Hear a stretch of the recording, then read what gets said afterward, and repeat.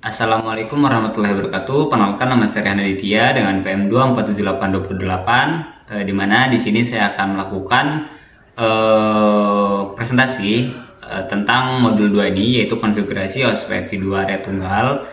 Dan di mana di sini saya akan mempresentasikan yaitu tentang pendahuluan sebelum kita mengenal semua OSPF V2 dalam konfigurasinya. Dan di mana sini pendahuluannya, di mana di sini mengapa saya harus mengambil modul ini, dan di sini dia ada sedikit mengenai latar belakangnya, yaitu di sini selamat datang di konfigurasi OSPF V2 area tunggal. Sekarang setelah Anda mengetahui tentang OSPF area tunggal, Anda mungkin dapat memikirkan semua cara yang dapat menguntungkan jaringan Anda sendiri.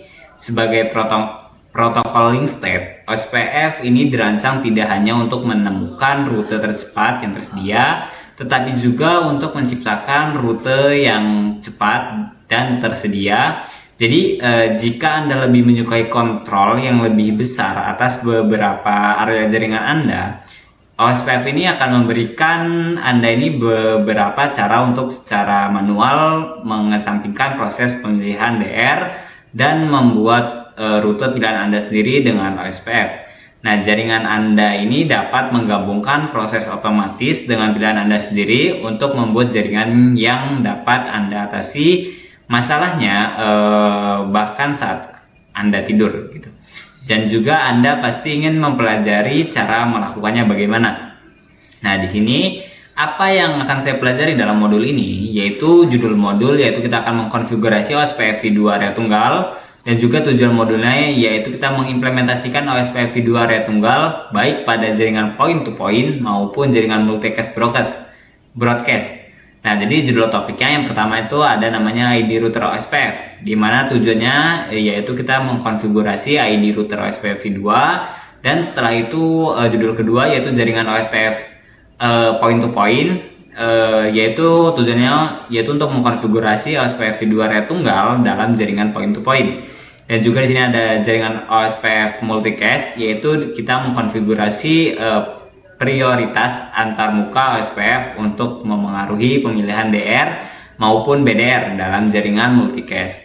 Dan juga dalam judul topik yang keempat yaitu ada namanya modifikasi OSPF V2 area tunggal, yang bertujuannya untuk menerapkan modifikasi untuk mengubah cara kerja OSPF V2 area tunggal. Dan juga di sini ada judul topiknya yaitu ada penyebaran rute default, di mana dalam tujuannya itu yaitu kita disuruh mengkonfigurasi OSPF untuk menyebarkan rute default tersebut. Dan juga di sini ada verifikasi OSPF V2 area tunggal, yaitu kita akan memverifikasi implementasi OSPF V2 area tunggal tersebut. Nah, dan mungkin dari saya cuman hanya pendahuluan, maka selanjutnya akan dipresentasikan oleh rekan saya. Sekian, terima kasih. Oke, terima kasih untuk Rehan yang telah menjelaskan mengenai introduction dan juga OSPF router ID ya. Kita akan lanjutkan ke dalam penjelasan di 2.2 ya, yaitu point to point OSPF network. Jadi sebenarnya apa sih OSPF point to point OSPF network ini ya? Jadi kita akan menjelaskannya dari bagian-bagian yang sudah disusun oleh materi ini. Nah, jadi di bagian pertama yaitu 2.1 itu berjudul The Network Command Syntax. Jadi kita bakal mempelajari tentang network command syntax dari OSPF point to point. Di sini dikatakan kalau dalam bahasa Inggrisnya one type of the network classified by OSPF is point to point. You can specifically the interface that belong to a point to point network by configuring the network commands. Jadi katanya di sini salah satu jenis dari yang diklasifikasikan oleh OSPF itu adalah jaringan point to point. Anda akan menentukan interface mana yang termasuk dalam jaringan point to point ini dengan mengkonfigurasikan interface, mengkonfigurasikan perintah network ya. Jadi perintah network. You can also configure OSPF directly on the interface with the IP OSPF command, as we will see later. Jadi Anda juga dapat mengkonfigurasikan OSPF secara langsung pada interface menggunakan perintah IP OSPF. Ya, IP OSPF katanya. Terus kita juga yang nanti kita akan bahas, as we will see later. Jadi kita akan bahas nanti.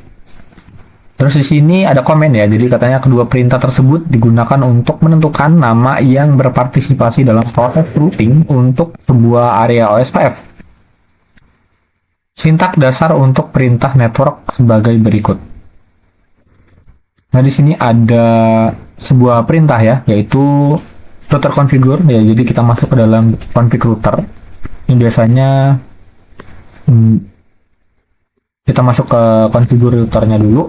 Terus baru masuk di sini ada kita perintahkan yaitu network address will mask area ID. Jadi di sini kita akan gunakan untuk mengaktifkan OSPF pada interface. Nah, setiap interface router yang cocok atau match itu dengan alamat jaringan pada perintah networknya. Nah, perintah network tersebut akan diizinkan untuk mengirim dan menerima paket OSPF. Jadi di sini kalau dari area ID-nya ini, ya ini merujuk pada area OSPF. Jadi kita bakal masukkan area dari OSPF-nya itu. Nah, saat mengkonfigurasi single area OSPF versi 2, perintah network harus dikonfigurasi dengan area ID yang sama pada router. Terus meskipun area ID ini berupa pun bisa digunakan merupakan sebuah praktik yang baik untuk menggunakan area ID 0 pada single OSPF versi 2. Konversi ini akan memudahkan pekerjaan jika jaringan tersebut itu nantinya diubah untuk mendukung multi area OSPF versi 2. Jadi memang dikatakan bahwa ketika kita men-setting area ID, maka area ID-nya itu sama pada router, meskipun nilai area ID-nya merupakan praktik yang baik atau area ID-nya 0, itu yang biasanya itu adalah sebuah single area OSPF, itu tetap bagus kalau kita nanti akan melanjutkan ke dalam multi area OSPF versi 2. Nah, selanjutnya di sini ada the wheelchart mask. Jadi wheelchart mask ini kalau kita jelaskan, wheelchart mask ini biasanya merupakan kebalikan atau inversi dari sebuah subnet mask yang dikonfigurasi pada interface tersebut. Nah, dalam subnet ini,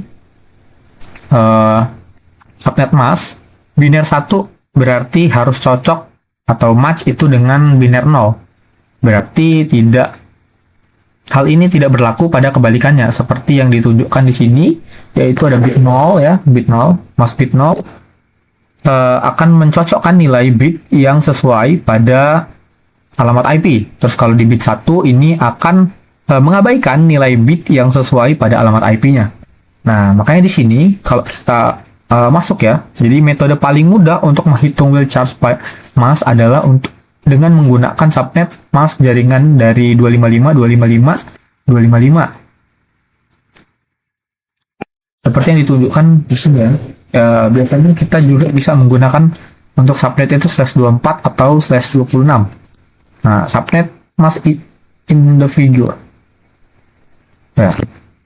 Jadi kita bisa menghitung calculation dari subnet di bawah ini. Kalau subnet masknya itu 255, 255, 255, maka wheelchart masknya itu kita akan nolkan ini.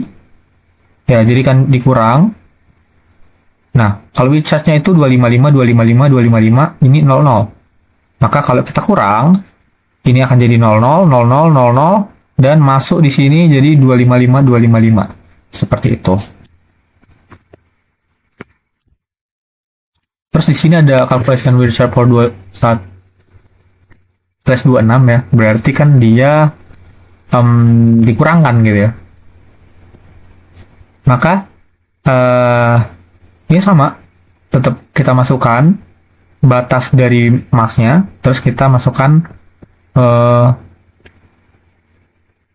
masknya si ini yang 192 ini, lalu kita kurangkan dan kita mendapatkan 0,00000,063 gitu. Terus selanjutnya kita akan mengecek your understanding ya, the wheel chart mask. Jadi di sini ada calculate the subnet mask wheel charge mask required to advise the specified network addressing OSPF. Jadi kita akan menghitung subnet mask wheel charge mask yang diperlukan untuk mengiklankan atau meng-advertise alamat jaringan yang ditentukan pada OSPF-nya. Nah, tipe, jadi kita bakal ngecek ketik jawabannya yang ada di sini.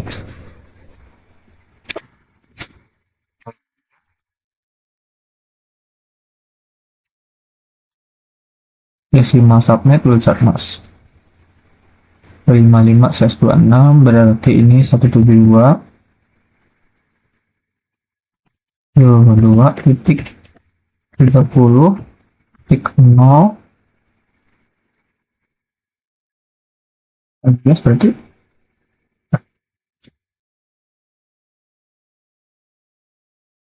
255. Oh iya, subnetnya dulu. Ya, maaf ya. Ya kalau kita new problem.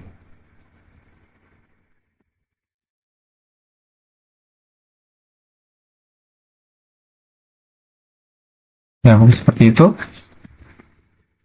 Kita lanjut saja dalam 22.4. Jadi di sini kita akan mengkonfigur OSPF using the network command. Within routing configure node. Ya, jadi di sini dalam routing configuration mode ada dua cara untuk mengidentifikasi interface yang akan berpartisipasi dalam proses routing. Nah, pada contoh pertama, wheel chart mask itu akan mengidentifikasi interface berdasarkan alamat jaringan. Setiap interface aktif yang dikonfigurasikan dengan alamat IP versi 4 termasuk dalam jaringan tersebut yang akan berpartisipasi dalam proses routing OSPF versi 2. Terus pada contoh pertama, sini ada catatan ya. Beberapa versi OS itu mengizinkan subnet mask untuk dimasukkan alih-alih wheel chart mask. OS iOS itu kemudian akan mengkonversikan subnet mask tersebut ke dalam format wheel chart mask secara otomatis. Jadi kalau kita masukkan di sini OSPF, terus di sini kita masukkan networknya. Networknya ini seperti ini, 10.10.1.00 misalnya. Terus ini adalah subnet masknya ya. Terus kita masukkan di area 0. Terus baru kita masukkan networknya lagi seperti ini.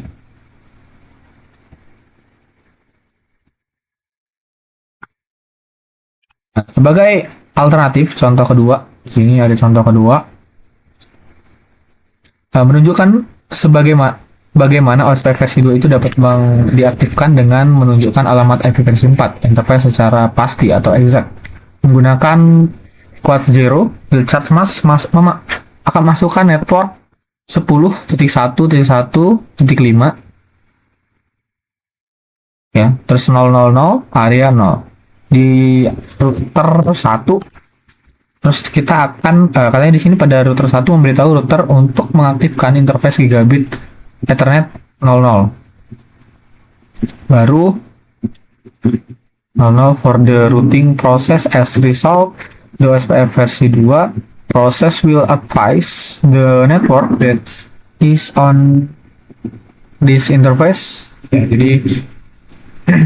jadi katanya hasilnya proses OSPF versi 2 akan mengiklankan jaringan yang ada pada interface ini, yaitu ini 10.1.1.4/30. Ini ada keuntungannya ya. Keuntungan dari menentukan interface secara spesifik adalah pada perhitungan wheel charge mask tidak lagi diperlukan.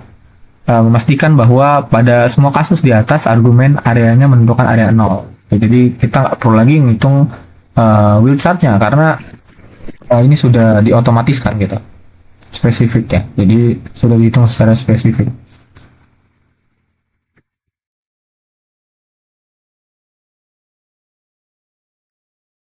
Oke, selanjutnya kita akan masuk ke dalam 22.5 yaitu syntax checker ya. Pada konfigurasi R2 dan R3 using the network configure R2 dan R3 menggunakan the network command. Jadi kita akan konfigurasi OSPF menggunakan perintah OSPF. Menggunakan perintah network. Nah, di sini dikatakan ya, use the syntax checker to advise the network connect to R2 dan R3. Jadi kita akan menggunakan syntax checker untuk mengiklankan jaringan yang terhubung pada R2 dan R3. Sini ada catatannya juga bahwa saat menyelesaikan syntax checker, perhatikan pesan informasi yang mendeskripsikan adjacency atau kedekatan antara R1 111 dan juga R2 yaitu 222. Terus the IP address atau IP skema pengamatan IP versi 4 ini yang digunakan untuk router ID memudahkan kita untuk mengidentifikasi tetangga atau network. Jadi network tangganya ini akan lebih dimudahkan ya untuk di-identify. Jadi kita tinggal router OSPF 10 saja. Jadi you're currently logging to R2. Jadi kita login dulu ke R2-nya, enter OSPF router configure, proses ID 10 terus configure R2 dengan ID 222. Nah, di sini kita tinggal langsung that's it.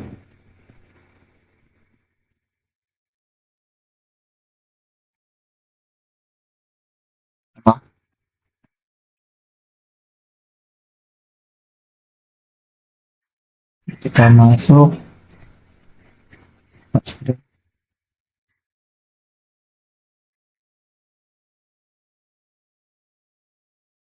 network. Nah,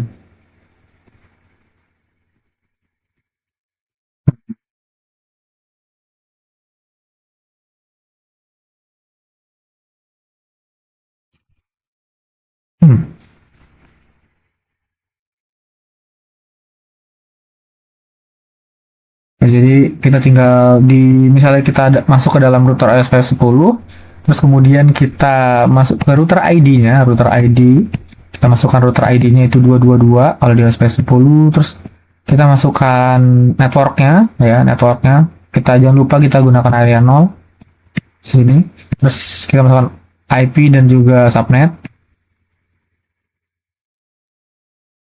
Nah, ini OSPF 10 router ID-nya juga kita tambahkan lagi, configure R3 router ID. Nah, ini namanya itu 333 ID-nya, terus use network statement enable OSPF based on the interface address and what 0 will charge for area 0. Return privilege mode when complete. Selanjutnya kita masuk ke dalam konfigurasi OSPF.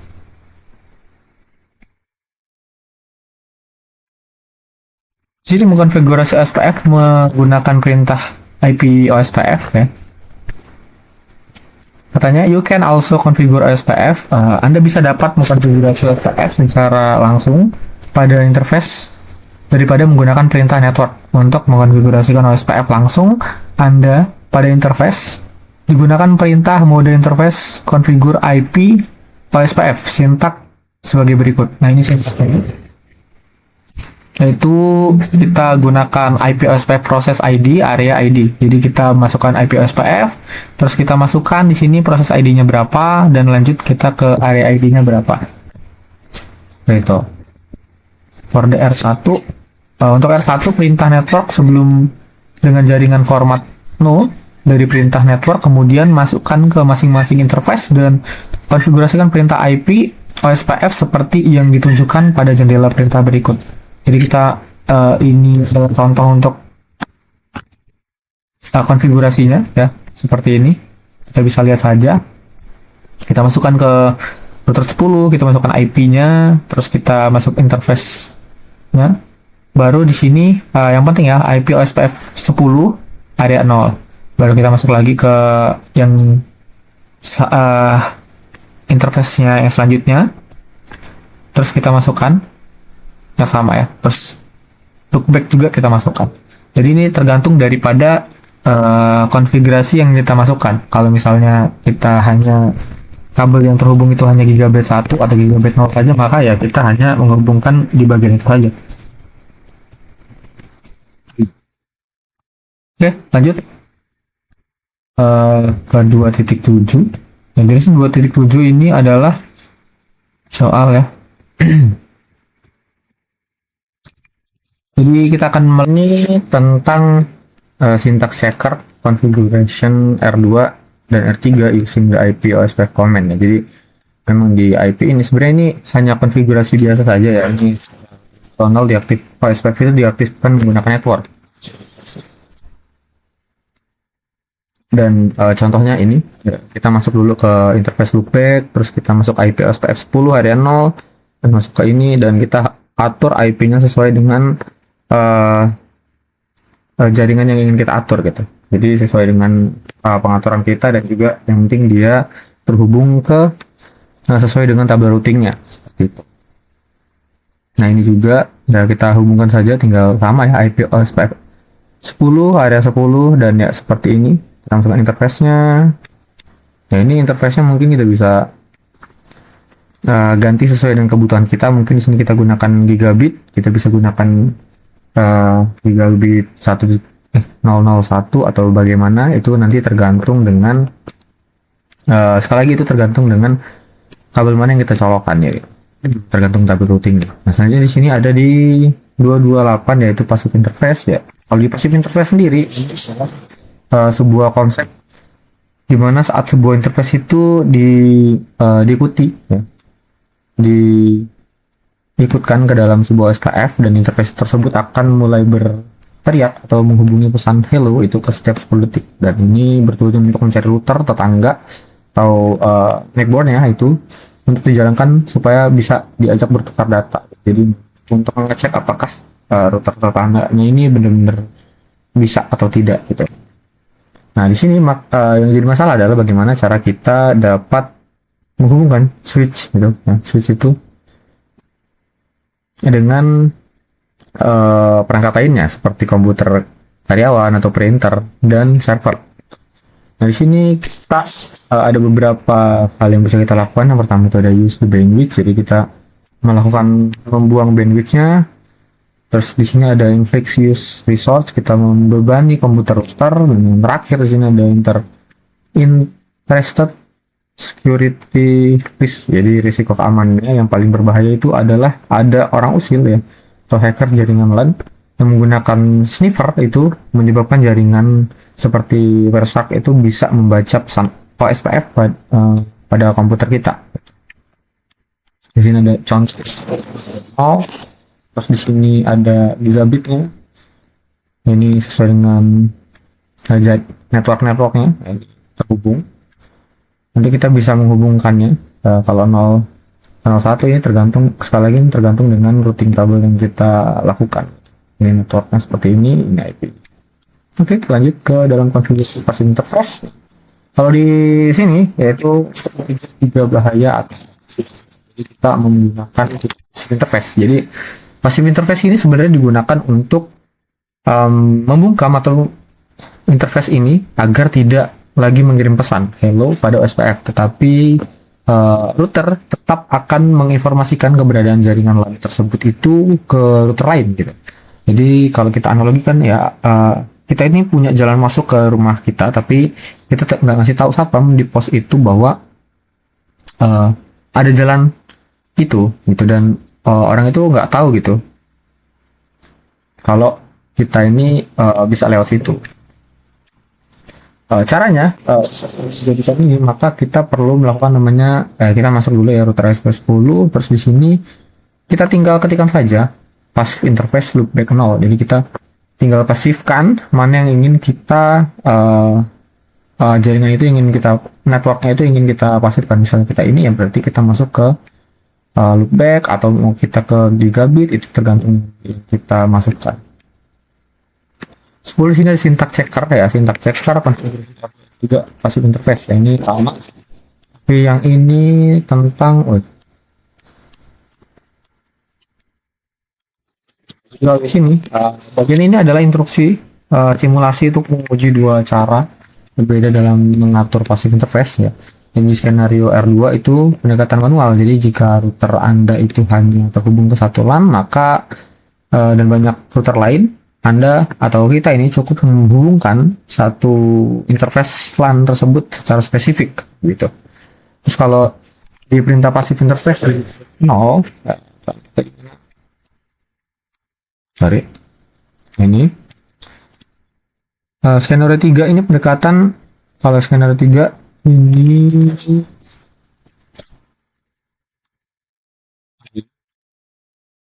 tiga ini pendekatan yang sama seperti sapu jagat ya. Jadi bayangkan kita ini dengan 20 port LAN dan hanya 2 port yang terhubung ke dalam router lain. Sangat melelahkan jika kita harus mengetik passive interface-nya 20 kali. Sebagai gantinya, kita bisa menghubungkan semua interface sekaligus lalu secara spesifik menyalakan hanya port yang menuju router lain. Jadi langkahnya itu kita masuk ke passive default, terus kita passive root dari gigabit 0 dan giga 1. Jadi memang kita aktifkan semua, tinggal kita pasifkan semua gitu, terus sisanya kita aktifkan saja yang memang kita pakai gitu. Kalau tidak kita pakai maka ya dia sudah auto pasif. 11 di sini ada jaringan point to point. Jadi point to point ini secara defaultnya jika Anda menghubungkan kabel gigabit Ethernet antar router, maka OSPF akan menganggap bahwa koneksi itu sebagai jaringan broadcast. Dalam jaringan broadcast, OSPF mengira bahwa mungkin ada puluhan router yang terhubung ke kabel. Oleh karena itu, OSPF membuang waktu untuk mengadakan pemilu, atau kita bisa sebut sebagai masuk ke DR-nya ya, DR atau dan BDR-nya itu. Nah, jadi kita solusinya itu kita perlu memberitahu OSPF bahwa ini adalah koneksi 1 lawan 1 dengan perintah IP OSPF point to point gitu. Dan ya seperti itu, kita lanjut saja ke selanjutnya. Nah, ini sebenarnya ini setelah perintah yang diketikkan maka koneksi OSPF akan terputus sebentar dan menyambung kembali tanpa membuang waktu untuk memilih DR dan BDR-nya. Di terakhir di sini belum di 12 ini loop point to point network. Jadi kalau di sini ini berhubungan dengan simulasi jaringan ya. Jadi kita ini sering membuat interface virtual bernama loopback gitu untuk pura-pura menjadi jaringan LAN. Misalnya kita buat loopback untuk IP subnet ya, ini contohnya ini. Nah, sifat IP OSPF ini sebenarnya itu untuk menganggap bahwa interface loopback itu sebagai IP tunggal atau hostnya. Jadi walaupun kita di sini membuat jaringan /24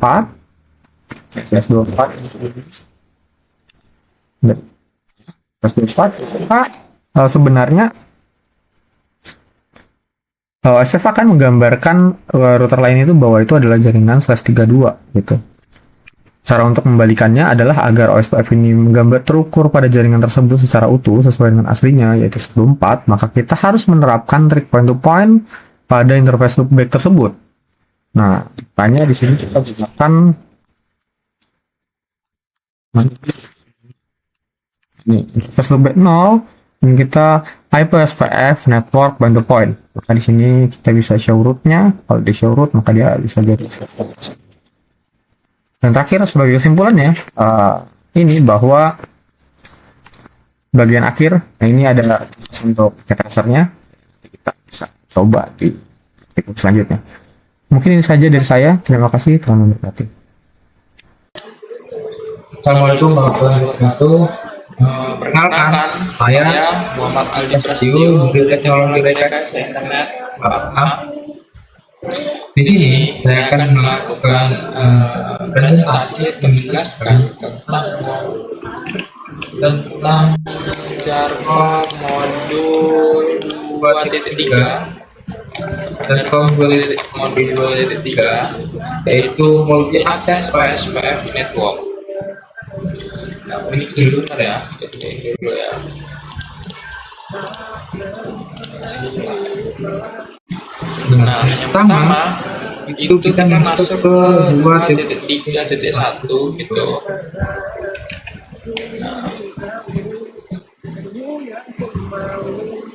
Nah, yang pertama itu di 2.3.1 OSPF Network Type. Tipe jaringan OSPF. OSPF itu dapat beroperasi pada tipe jaringan yang berbeda. Salah satu yang unik itu adalah multi access OSPF network. Nah, seperti ini. Nah, yang pertama itu ada karakteristik. Apa sih karakteristiknya? Itu pada tipe jaringan ini itu beberapa router terhubung ke satu switch yang sama untuk membentuk komunikasi bersama. Contoh paling umumnya adalah Ethernet LAN, itu disebut sebagai Broadcast Multi Access Network.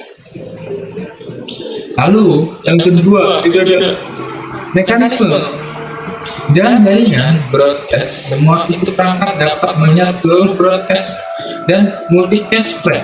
Untuk efisiensi, ditunjukkanlah satu router khusus yang bertindak mengontrol distribusi LS.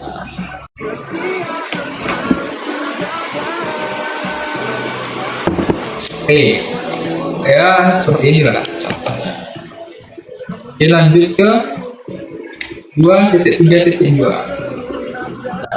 OSPF designer router.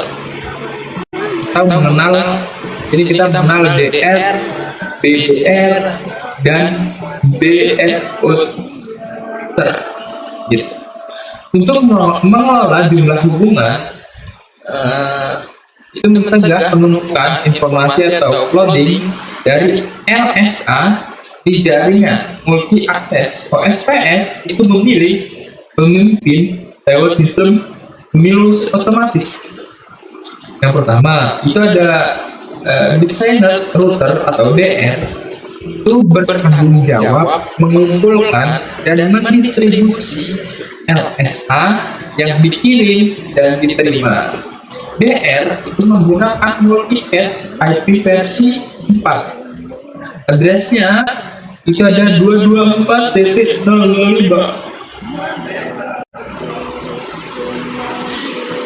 yang ditunjukkan untuk semua router OSPF. Yang kedua itu ada backup destination router atau BDR, dipilih sebagai cadangan jika DDR itu mengalami kegagalan. BDR mendengarkan secara pasif dan menjaga hubungan dengan semua router. Jika DR berhenti memproduksi hello packets, BDR akan langsung mempromosikan dirinya menjadi DR. Yang ketiga itu ada DROTher. Router lain di dalam jaringan yang bukan merupakan DR maupun BDR. BROTHR ini menggunakan multi access address 224.0.0.0.6 itu untuk mengirimkan paket. OSPF hanya kepada DR dan BR. Di rollnya ya seperti ini, kita lihat saja dari DR RSA, kita satu ke RSA dibagi ke DR dan ke BR gitu. Ya seperti itu. Lanjut ke 2.3.3. OSPF multi access reference technology. Nah, terdapat 3 router, yaitu router 1, router 2, router 3. Nah, di mana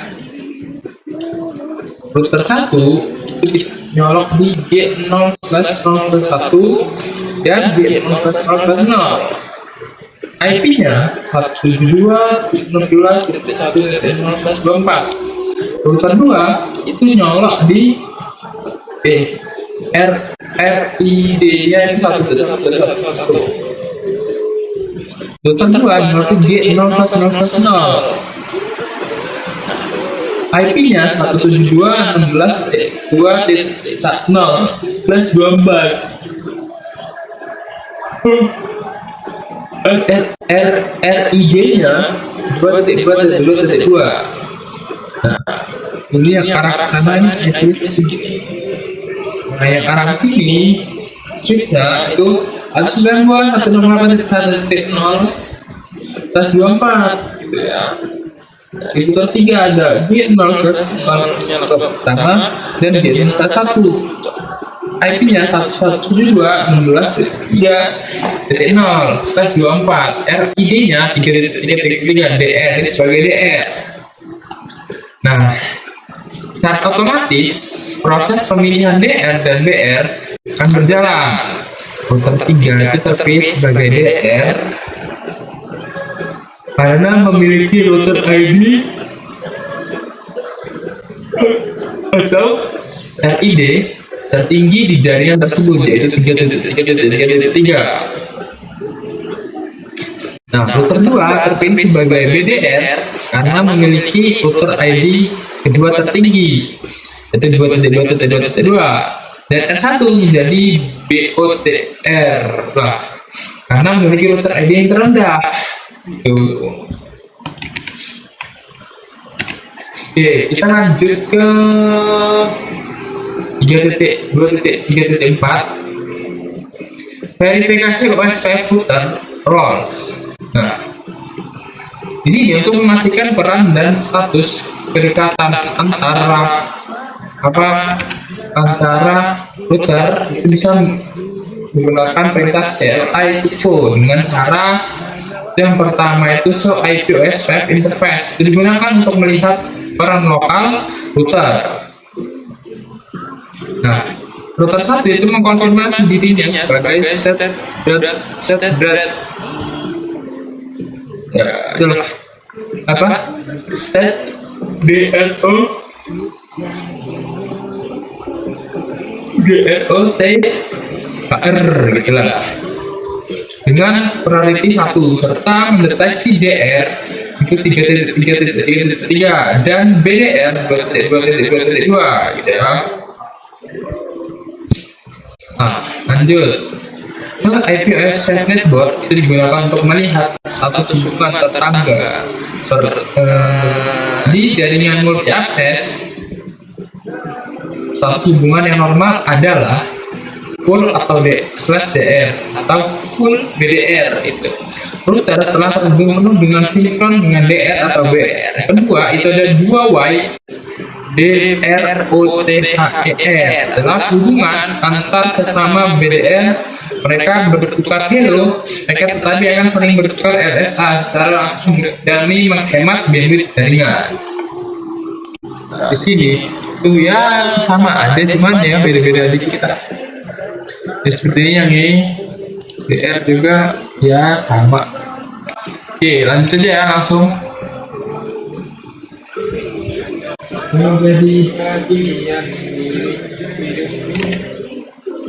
Nah, kita masuk ke 3.5.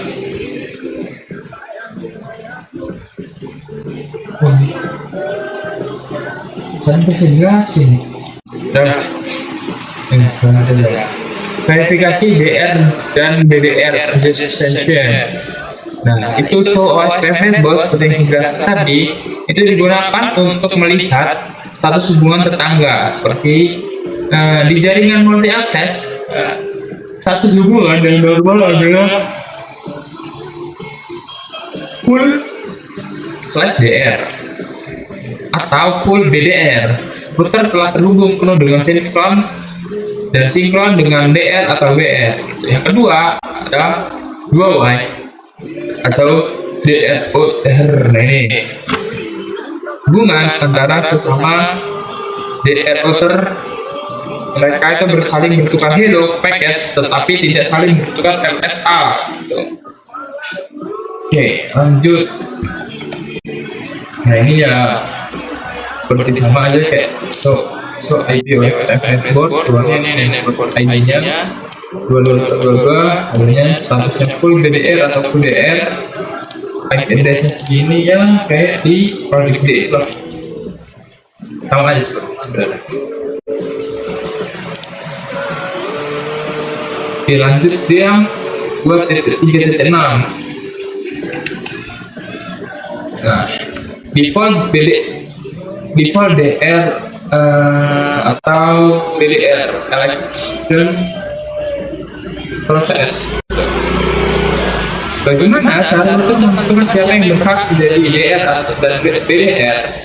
Urutan kriteria sebagai berikut ya, ada dua. Yang pertama, interface priority tinggi. Urutan dengan nilai interface priority tertinggi akan menjadi DR dan tertinggi kedua menjadi BDR. Nilai ini berkisar antara 0 sampai 25. Secara default, nilai seluruh interface multi akses adalah 1. Jika nilainya diatur ke 0, router tersebut tidak akan pernah bisa menjadi DR atau BR. DR atau BDR. Lanjut. Kedua, itu router ID tertinggi. Jika nilai interface priority bersatu sama atau sama-sama 1, maka router dengan router ID tertinggi yang menang. Nah, ini dari demand-nya ya. Demand router menentukan router ID. Pertama, diambil dari nilai yang dikonfigurasi secara manual atau manual configuration. Kedua, jika tidak ada, nah, diambil dari IP address tertinggi pada interface loopback. Ketiga, jika tidak ada loopback, diambil dari IP address aktif tertinggi pada interface fisik. Ya, seperti ini contohnya. Oke, kita lanjut ke langsung ke 3.2.3.10 DR fuel and recovery ya. Sekali DR terpilih, posisinya tidak bisa digantikan oleh router baru yang baru masuk, meskipun router baru tersebut punya RID lebih tinggi. Posisi DR baru akan diganti jika pertama itu DR mengalami kerusakan atau mati. Yang kedua, proses OSF pada DR berhenti atau mengalami error. Yang ketiga, interface multi akses pada DR dimatikan atau di-shutdown.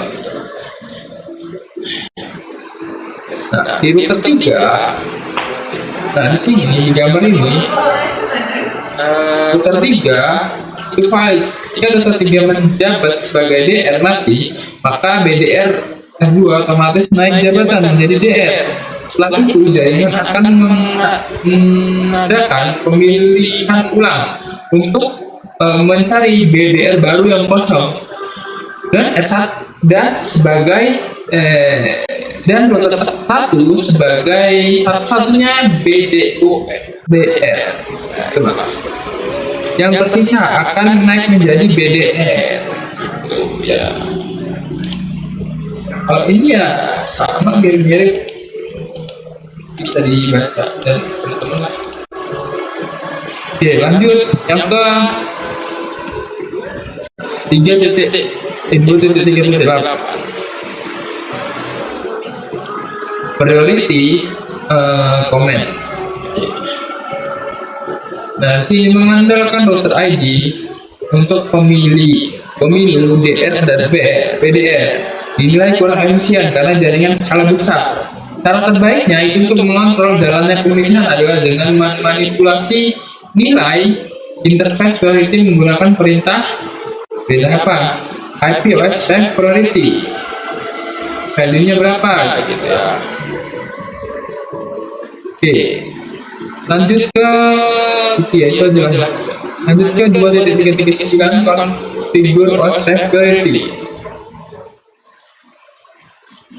Nah, IP OSF priority itu di router 1 schedule itu dikonfigurasi pada priority 255 agar dipaksa selalu menemukan pemilu menjadi DR gitu. Yang kedua, itu dibiarkan menggunakan default parity, yaitu 1 untuk menjadi BDR.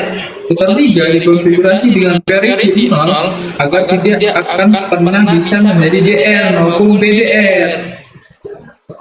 Tip ekstra nih, setelah mengubah nilai parity, kita ini wajib merestart proses USPF gitu, menggunakan perintah clear IP OSPF process. Pada mode prefill XT seluruh router agar hasil pemilu yang baru dilakukan diterapkan. Oke. Cukup sekian presentasi penjelasan modul 2.3 dari saya. Kurang lebih maaf ada kekurangan, saya maaf dan mohon ampun. Saya akhiri wabillahi taufiq wal hidayah. Wassalamualaikum warahmatullahi wabarakatuh. Oke, baiklah. Di modul ini ya, sebelumnya kita telah mempelajari bagaimana router OSPF saling mengenal, membentuk label, melakukan sinkronisasi database hingga mencapai kondisi full step. Sebelum lanjut, saya Samsul Hadi dari Teknologi Rekayasa Internet 4A yang akan mempresentasikan materi kali ini. Itu ada di modul 2 pada 2.4 tentang Modify Single Area OSPF versi 2. Jadi pertanyaannya itu, jika sebuah router memiliki lebih dari satu jalur menuju tujuan yang sama, bagaimana router memilih jalur terbaiknya? Oke, jadi inilah yang akan kita bahas pada modul 2. Secara umum, modul ini membahas dua topik, yaitu tentang bagaimana OSPF memilih jalur terbaik menggunakan COS, dan juga bagaimana OSPF mengetahui apakah tetangganya masih hidup menggunakan Hello dan Detmar. Kita masuk pada 24.1, yaitu COS. Hacker intro.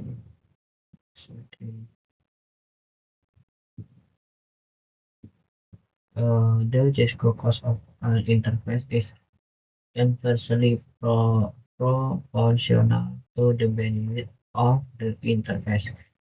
Jadi cost adalah nilai yang digunakan OSPF untuk menentukan jalur terbaik. Lalu prinsip cost sendiri itu sederhana, yaitu semakin kecil cost semakin disukai, semakin besar cost semakin dihindari. Kalau kita lihat di sini, ini adalah buat cost-nya dari Cisco ya.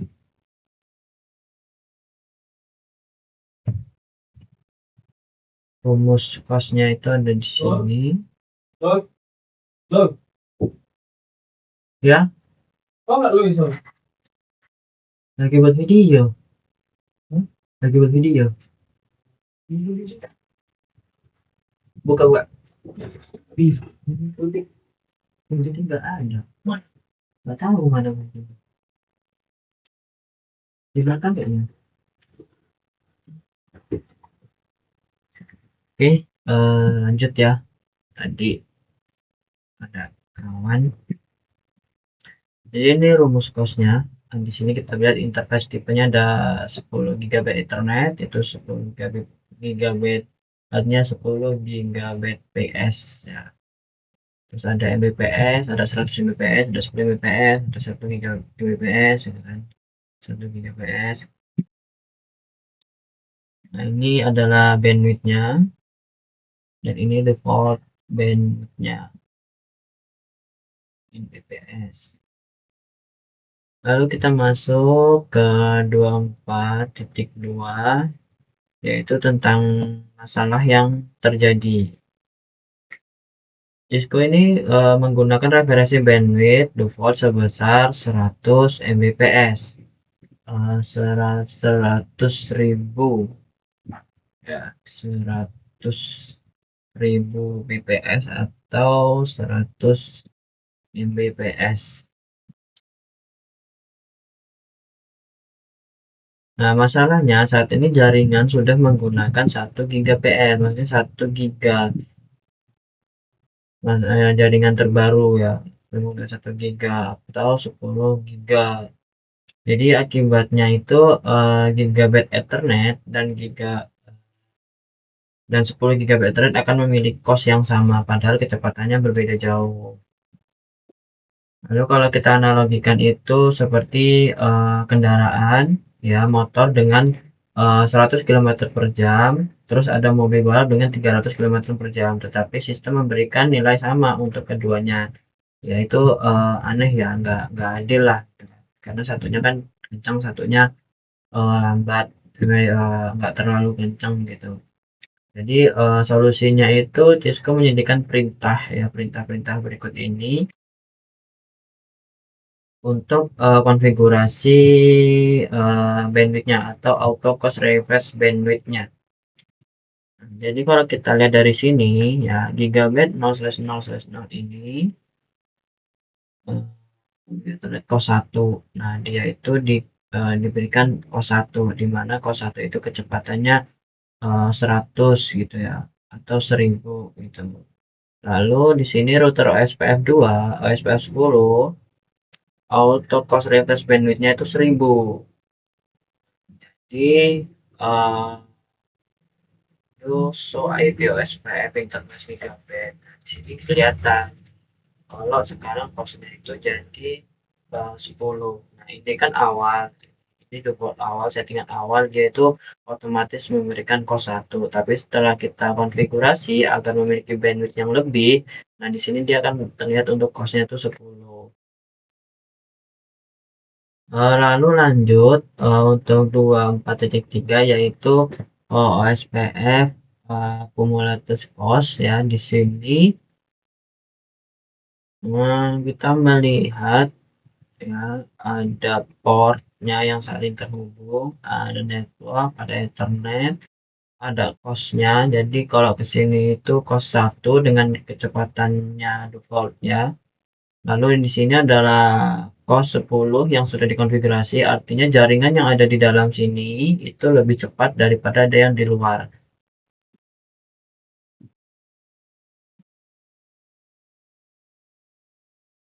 Nah, ini kita lihat ya. Nah, ini nih kita lihat lagi. So IP root info 10.10.2.0 itu ada di sini ya. Nah, ini cuman cek aja dari gambar ini, sebenarnya kita udah lihat ya. Ini OSPF area 0. Nah, di area 0 itu ada berapa cos? Ternyata di sini ada dua jenis cos, yaitu cos 1 dan juga cos 10. Nah, cos 10 itu dipakai oleh network 1.4, 1.8, dan juga 1.12. Lalu cos 1 itu dipakai untuk 10.0, 2.0, dan 3.0. Dan juga iya, itu. Nah, ini ada manual set SPF ya, cost value, yaitu adalah mengubah cost manual. Jadi kan ini defaultnya misalnya, jadi dirubah nih, dirubah jadi 10, jadi 30, jadi nah, ya konfigurasi lah intinya. Jadi kadang itu administrator itu ingin memaksa router memilih jalur tertentu meskipun secara bandwidth jalur tersebut tidak lebih cepat. Kalau misalnya saya ingin ke mana ya, ingin ke Jakarta lah, kan banyak tuh jalurnya, ada jalur tercepat, ada juga jalur yang mungkin lambat gitu kan, kayak bisa lewat, bisa menaiki pesawat dan juga bisa naik kapal. Nah, tapi untuk jalur cepatnya kan naik pesawat tuh, tapi saya pinginnya naik naik kapal gitu kan. Nah, itu ibaratnya seperti itu. Jadi konfigurasinya itu IP OSPF cost. Nah, ini kita show dulu. Habis itu, nah ini nih untuk konfigurasinya. Jadi kita masuk ke interface ya. Nah, terus di situ kita setting aja IP OSPF COS 30. Cuman diperhatikan ya. Jadi itu sebelum kita masuk ke interface ini, itu kita sudah setting OSPF area 0 dulu nih. Jadi kita setting OSPF berapa, interface berapa aja. Misalnya interface 1 gigabit 0/1 sampai gigabit 0/0/10. Nah, itu satu area SPF gitu kan. Baru nanti kita masuk ke salah satu interface. Nah, habis itu kita setting IP OSPF COS 30. Nah, atau COS 10 ya. Perintah itu digunakan pada interface tertentu. Kos lebih kecil akan lebih disukai, kos lebih besar akan dijadikan jalur cadangan. Jadi kesimpulannya itu kayak ibaratnya administrator ya dapat mengendalikan keputusan routing. Jadi keputusan paket itu akan dikirim lewat jalur mana dengan mengubah kos secara manual. Lalu ada di sini ada tes failover ya atau backup route. Nah, jadi apa sih failover itu? Failover adalah perpindahan otomatis ke jalur cadangan saat jalur utama gagal. Jadi kayak ya kita lihatlah di jalan-jalan raya itu ada yang namanya failover. Jadi kalau misalnya jalur utamanya rusak, kita bisa lewat jalur failover gitu kan, jalur cadangan. Lalu pada OSPF itu kalau kita lihat ya, ketika R1 itu dimatikan, di shutdown, OSPF langsung menghitung ulang jalur, lalu menentukan jalur alternatif melalui R3. Nah, misalnya kita itu mau ini kalau analoginya cuma gini ya.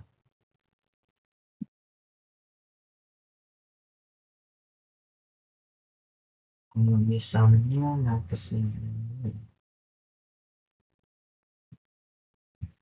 misalnya S1-nya mati.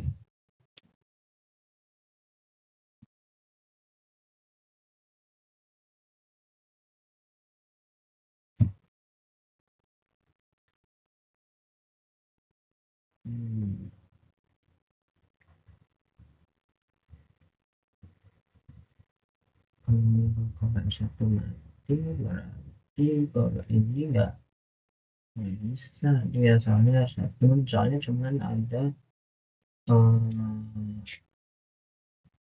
3 router. Kalau salah satu router mati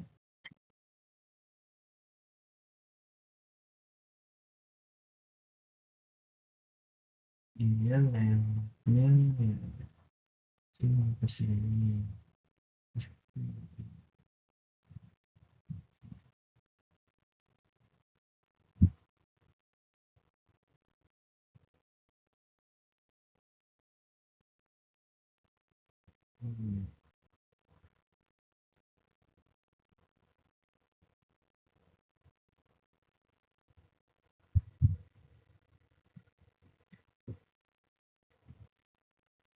Jadi kalau misalnya dari 3 router ini ya, 3 router ini itu 2 router itu merujuk pada satu server misalnya ya. 2 router menuju pada satu server atau kita dikasih jalur lagi nih. Nanti ketika ada salah satu router yang mati, misalnya router 2 nih, router 2 sama router 3 itu menuju ke server backend misalnya ya. Nah, terus dari R1 ini ada paket mau ke backend. Lalu di router 2 itu mati, padahal jalur terdekat, maka si paket itu dia akan menentukan jalur lagi ya, menghitung ulang lalu lewat router 3, yaitu jalur cadangan. Failover namanya. Lalu paket itu tuh nggak akan berhenti ya. Jadi keuntungannya paket itu nggak akan berhenti, jaringan tetap jalan, layanan tidak berhenti. Itulah gunanya failover. Kalau misalnya jalur utamanya itu putus gitu kan, atau ada kabel yang putus. Lalu di yang materi ke-6 atau 24.6 itu adalah syntax checker. pada bagian ini tuh Cisco hanya meminta kita untuk melakukan konfigurasi ya, konfigurasi ke soal aja nih. Itu tuh melakukan konfigurasi untuk mengecek apakah Nightbot masih hidup. Ya.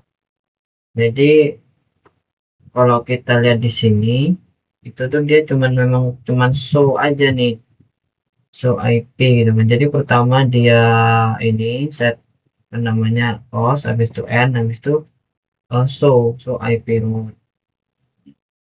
cek lagi show IP root. Nah ini nih adalah untuk mengecek nih, cek ini hasilnya nih, berarti dia masih hidup gitu kan.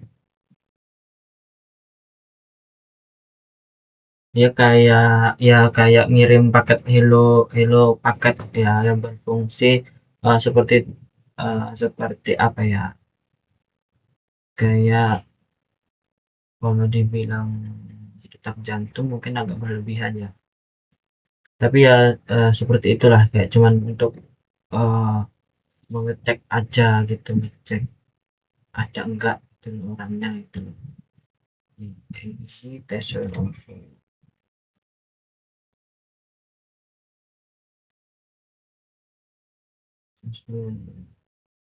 ini masih bentar. Syntax checker itu iya. Oh,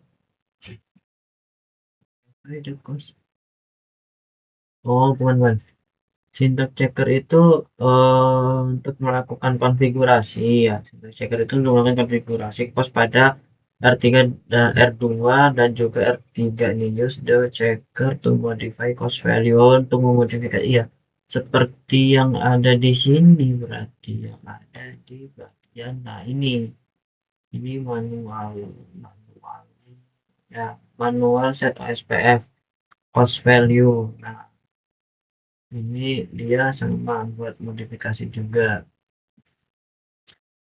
costnya ini modifikasi lagi kan. Jadi ini untuk memahami sintaks, terus memahami perubahan metrik, memahami pengaruh cost terhadap rutin. Kita lihat, kita bisa lihat dari sini.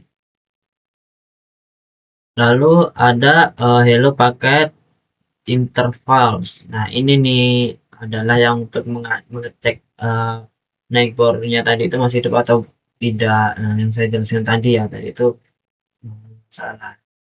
Nah, ini dia kayak ngecek lagi gitu kan, nanya lagi nih, hello. Nah itu dilakukan setiap apa ya, berapa detik gitu, itu bisa kita setting, atau kita bisa melakukan setiap 10 detik sekali. Jadi kenapa dalam sebuah arsitektur yang begitu banyak router ya, nggak mungkin kita sedang membangun arsitektur paket tracer ya, di paket tracer aja, paket tracer itu region 1, region 2, region 3, region 4. Nah itu kan dia pakai OSPF untuk internal regionnya, untuk router internal regionnya. Itu kadang bisa down ya laptop ataupun hang, itu karena setiap kali router itu akan mengirimkan paket hello paket yang itu untuk memastikan pertama neighbornya atau tetangganya apakah masih aktif, yang kedua ya dia akan mengirim update terbaru kalau memang ada update terbaru. Nah, terus di uh, ini adalah verify hello ended interval ya. Ini apa ya, verify sih, ini ended interval itu batas waktu menunggu hello paket. Jika hello tidak diterima dalam waktu tertentu, neighbor dianggap mati ya. Yang saya katakan lagi, setiap 10 detik dia ngirim paket hello. Kalau misalnya selama 10 detik itu dia tidak menerima paket hello kembali, ya berarti dia anggap bahwa tetangga atau router sebelahnya itu dia sudah tidak aktif lagi tuh. Nah, lalu di sini ada modifikasi OSPF. Nah, modifikasi OSPF ini dia IP OSPF value interval second. Ini nih untuk mendeteksi gangguan ya, mengapa timer diubah gitu kan ya, kalau misalnya kita tanya itu ya. Kadang administrasi itu ya, administrator deh kalau administrator ingin mendeteksi gangguan lebih cepat dari router gitu. Misalnya second, di sini kita bisa kasih waktunya berapa, 20 second atau 10 second ya.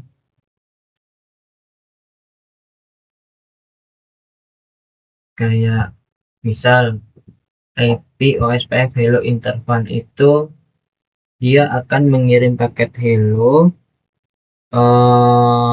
selama 10 detik sekali gitu ya, 10 detik sekali. Lalu dia itu akan memastikan bahwa neighbornya atau tetangganya itu sudah tidak aktif itu selama 40 detik sekali gitu. Jadi artinya itu semisal saya itu akan mengirim paket yang mengirim chat selama 10 detik sekali. Lalu saya akan memastikan teman atau tetangga saya apakah dia masih aktif atau tidaknya selama 40 detik sekali. Jadi kalau misalnya udah 40 detik nih saya cek lagi, oh ternyata masih aktif. Kalau misalnya 40 detik dia udah nggak aktif, berarti akan dinyatakan bahwa tidak aktif lagi. Nah ini kenapa? Karena ya kita bisa setting kan, kita bisa setting hello-nya itu lebih ya, 5 detik sekali, berarti sama 5 detik dia ngirim. Terus atau date-nya itu kita ganti jadi 10 detik, jadi selama 10 detik dia akan memastikan apakah ini hidup atau mati gitu. Itu kan adalah cara cepat untuk mendeteksi apakah ada masalah gitu kan. Cuman beresiko juga kalau misalnya kita melakukannya di virtual seperti paket tracer gitu ya, itu dia akan ngirim request terus gitu. Nah itu sebenarnya bisa dikonfigurasi lagi sih. Kalau bisa konfigurasi cepatnya itu mungkin si router itu akan mengirim paket terus menerus gitu ya. Nah yang penting itu adalah hello dan dead timer itu harus sama di kedua sisi. Artinya sama di kedua sisi itu kayak saya di router A dan router B itu sama gitu. Sama misalnya di router A itu 10 sama 40, jadi di router B juga itu 10 sama 40. Jadi nanti ketika ngirim sama-sama ngirim dan ketika nerima ya sama-sama nerima gitu. Nah, lalu di sini ada syntax checker yaitu modifying hello ended interval on router 3 gitu ya. Nah, pada bagian ini kita itu akan mengubah hello interval ya pada router 3. Di router 3 show IP kita cek dulu, habis itu di sini. Nah, ini kita rubah jadi IP hello intervalnya jadi 5. Ya, ini di gigabit juga ini terus gigabit 0/0 ini selesai 1 sama dirubah juga jadi 5. Terus nah, udah cuman itu doang, cuman berubah doang. Nah tujuannya itu adalah membuktikan ya bahwa router dapat bertetangga jika timer cocok ya, jika waktunya cocok lah, sefrekuensi gitu aja enaknya ngomong. Jadi untuk ini ya modul ini di 2.4 itu adalah membahas bagaimana OSPF memilih jalur terbaik menggunakan COS. Habis itu membahas bagaimana OSPF monitor kondisi neighbor menggunakan hello dan dead timer. Lalu ya menentukan jalur, menentukan dead timer, menentukan bandwidth COS, yang memilih jalur ketika putus, ya, jalur utamanya putus, menggunakan neighbor menggunakan hello serta dead timer. update-nya juga. Kalau misalnya ada update gitu ya, dia akan OSPF kalau misalnya ada update dia akan saling bertukar lah. Nah, oke, mungkin cukup ya, akan dilanjutkan oleh rekan saya. Terima kasih.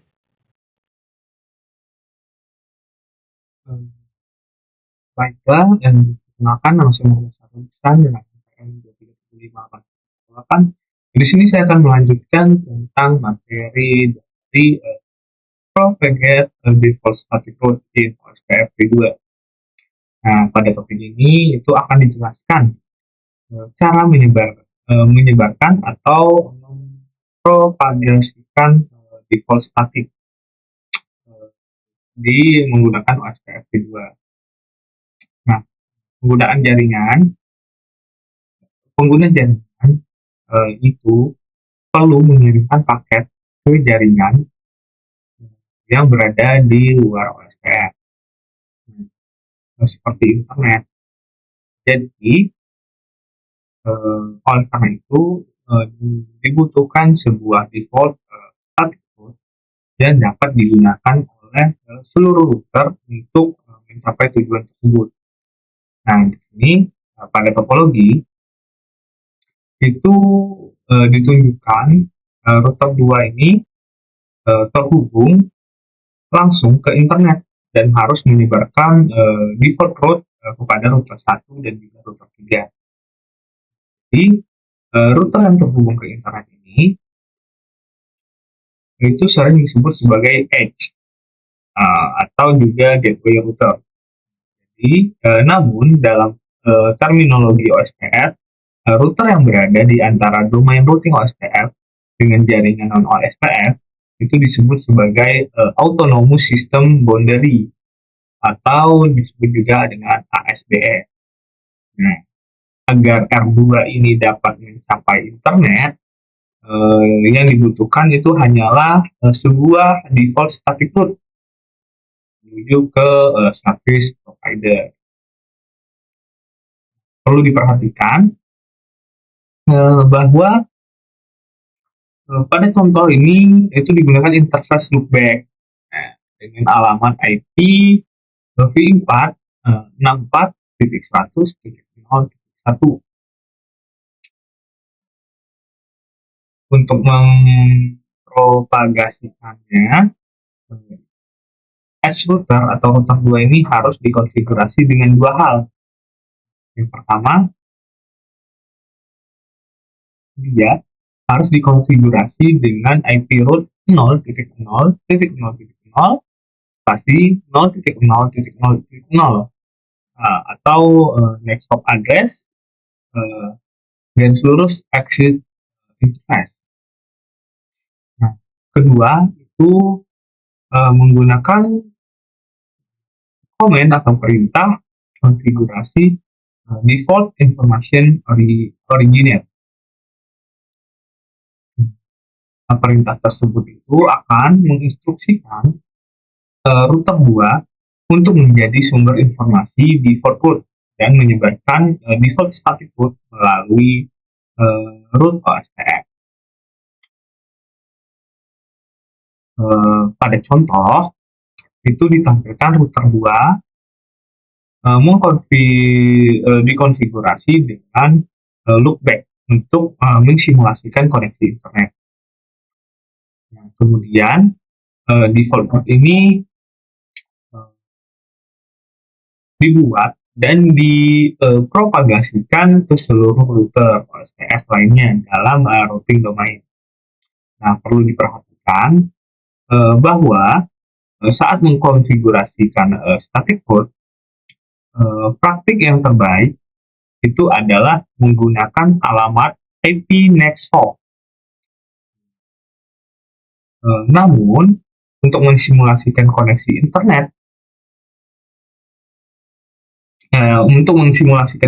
ke internet, tidak terdapat alamat IP next hop. Oleh karena itu, digunakan parameter exit interface.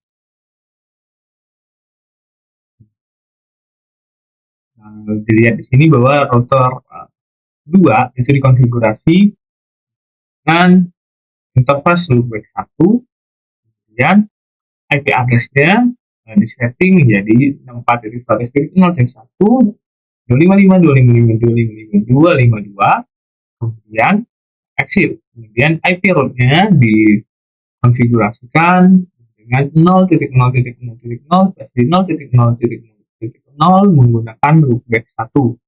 Kemudian router OSPF 10 default informasi originnya and dan selesai. Lalu yang kedua, verifikasi propagate dari di default root. Setelah default root ini dipropagasikan, langkah berikutnya itu adalah melakukan verifikasi.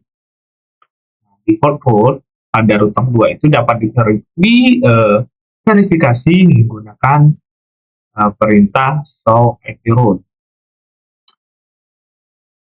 Selain itu, untuk memverifikasi bahwa router 1 dan router 3 ini sudah menerima default root,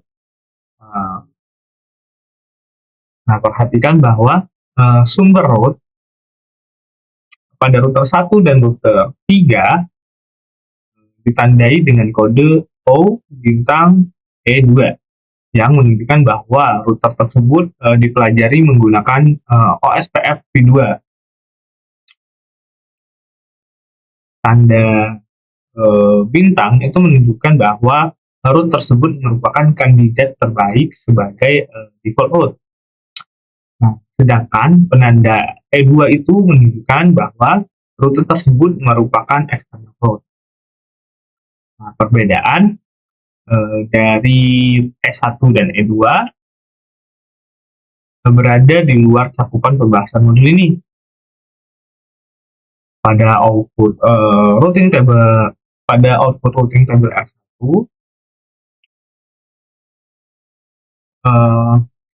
terlihat bahwa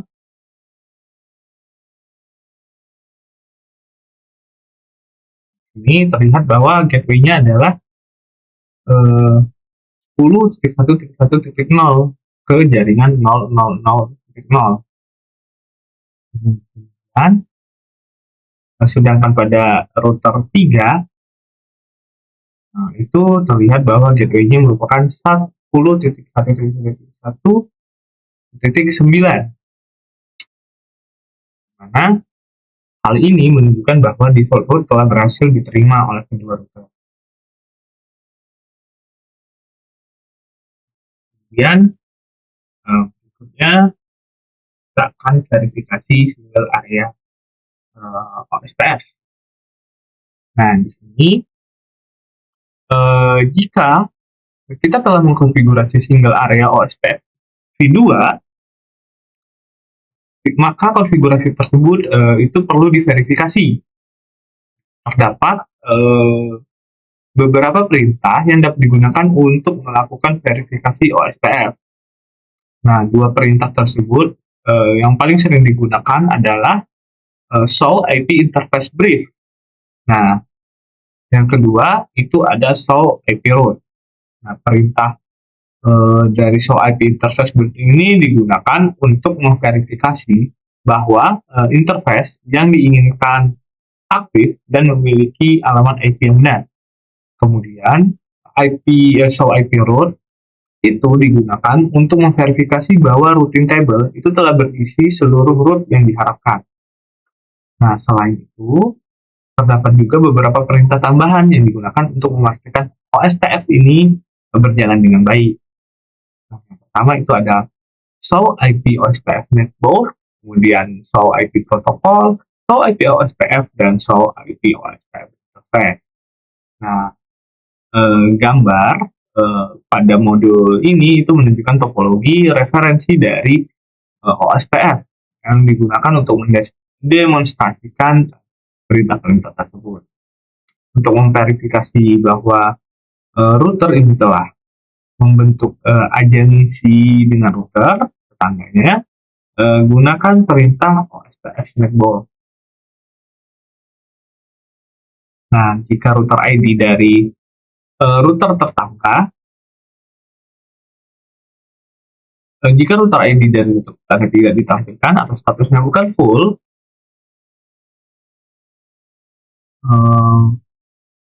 maka kedua router belum berhasil membentuk agensi OSPF2 V2. Kemudian LSDB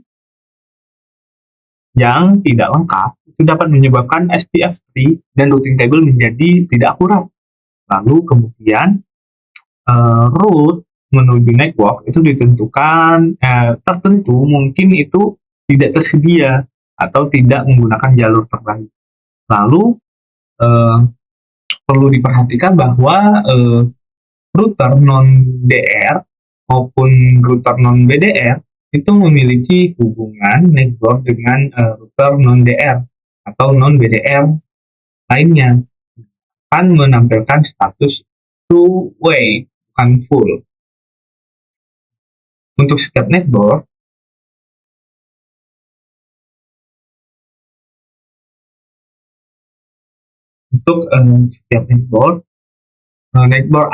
output perintah ini akan menampilkan network ID yang pertama.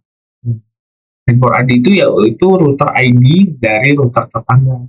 Kemudian ada PLI atau PRI, itu prioritas interface OSPF2 yang digunakan dalam pemilihan DR dan BDR. Lalu berikutnya ada state. Nah, state itu yaitu status dari OSPF2 dari interface. Kemudian ada juga datetime, yaitu waktu yang tersisa sebelum root ini menganggap network itu tidak aktif. Kemudian ada address, yaitu alamat IPv4 dari interface network yang terhubung langsung. Kemudian itu ada interface. Nah, interface ini merupakan interface tempat agensi ini terbentuk. Lalu ada dua router mungkin gagal membentuk agensi OSPF jika terjadi kondisi berikut. Yang pertama, subnet mask itu tidak cocok. Yang kedua, nilai hello atau dari datetiner ini tidak cocok. Lalu juga network OSPF tidak cocok. Kemudian perintah network OSPF ini tidak ada atau salah. Kemudian memverifikasi OSPF protokol setting. Nah, perintah yang digunakan yaitu show IP protocol. Nah, perintah ini digunakan sebagai cara cepat untuk memverifikasi informasi konfigurasi OSPF. Output dari perintah ini itu mencakup proses ID OSPF V2, kemudian ada juga router ID-nya, kemudian terdapat juga interface yang secara eksplisit itu dikonfigurasi untuk mengiklankan router OSPF. Kemudian ada network yang mengirimkan update routing, dan juga ada administrative distance default OSPF yang bernilai 110. Nah, pada contoh output itu terlihat bahwa protokol routing yang digunakan adalah OSPF proses 10 dengan ID router 1.1.1.1. Nah, kemudian selain itu ditampilkan pula interface yang berpartisipasi dalam area 0 serta sumber informasi routing yang diterima dari router tetangga. Kemudian memverifikasi proses informasi. Perintah yang digunakan yaitu show IP OSPF. Nah, itu dapat digunakan untuk melihat informasi mengenai OSPF2 dan router ID. Perintah ini juga menampilkan informasi area dari OSPF2 waktu terakhir algoritma SPF dijalankan. Pada output itu terlihat router proses OSPF10. Ini terlihat router proses OSPF10 dengan ID 1.1.1, kemudian jumlah area yang dimiliki oleh router, kemudian ada informasi LSDB, kemudian jumlah LSA, dan juga ada informasi tentang SPF. Selain itu ditampilkan juga kapan algoritma SPF ini terakhir dijalankan dan berapa kali algoritma tersebut telah dieksekusi. Nah, informasi ini sangat berguna ketika melakukan troubleshooting OSPF. Lalu berikutnya itu memverifikasi interface setting. Nah, di sini menggunakan perintah show IP OSPF interface. Nah, ini digunakan untuk menampilkan informasi detail mengenai setiap interface yang telah diaktifkan di OSPF v2. Lalu, jika hanya ingin melihat satu interface tertentu, maka kita sebutkan nama interface yang dapat ditambahkan pada aktif perintah. Contohnya, show IP OSPF interface GB Ethernet 0/0/0. Nah, output dari proses ini ada proses ID-nya, yaitu 10, kemudian ada lokal router ID 1.1.1, terus ada network type-nya, point to point, dan juga OSPF cost-nya 10. Lalu ada juga informasi tentang DR dan BDR yang menggunakan jaringan multi-access, kemudian informasi lengkap mengenai network. Pada contoh itu dapat terlihat bahwa interface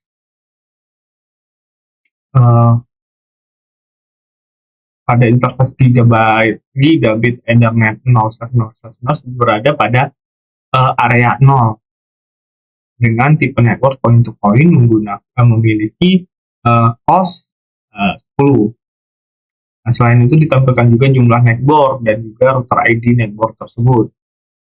Nah, lalu juga selain itu ditampilkan untuk melihat ringkasan dari interface OSPF tersebut, maka digunakan perintah atau komen show IP OSPF interface brief.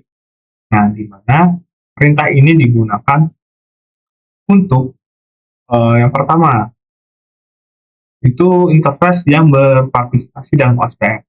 Kedua, network yang sedang diiklankan. Yang ketiga, itu host dari setiap link. Keempat, ada juga status network dan jumlah network pada setiap link.